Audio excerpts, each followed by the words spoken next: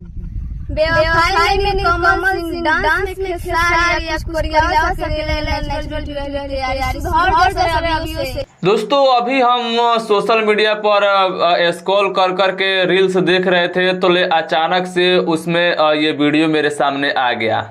इसमें मैं देखा कि नेचुरल ब्यूटी इनको आप लोग काफ़ी जानते होंगे, आजकल सोशल मीडिया पर खूब तेज़ी से वायरल हो रही है।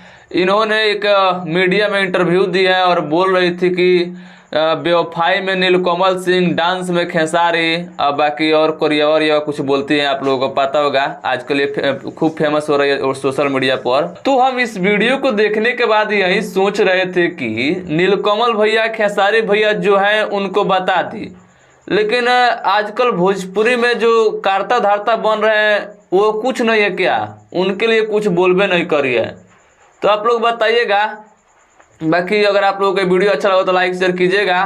बाकी हम मिलते हैं नेक्स्ट वीडियो में। वीडियो देखने के लिए थैंक यू।